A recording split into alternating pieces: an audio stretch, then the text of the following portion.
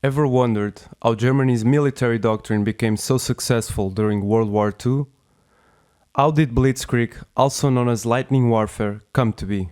Surprisingly, its ideas weren't initially embraced by the German High Command.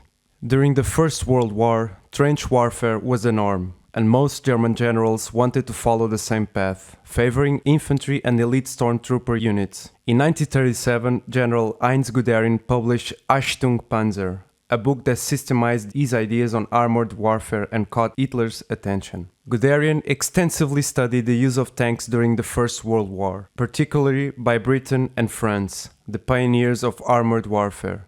He recognized the enormous potential of tanks but disagreed with the way they were being used. Most armies dispersed their tanks among infantry divisions, limiting their effectiveness. He was also struck by how few tanks Germany possessed. What he observed was that many of the Allied breakthroughs in 1918 had been achieved by concentrating armored units rather than scattering them across the front. Germany had also learned a harsh lesson from the First World War.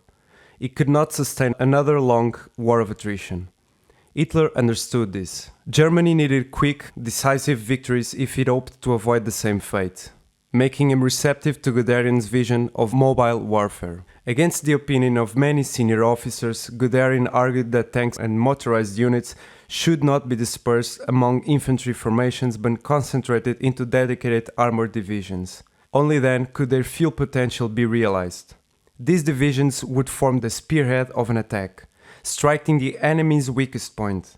Combined with their speed, they could exploit the breakthrough, wreak havoc behind enemy lines, and deliver a decisive blow before the enemy had time to react.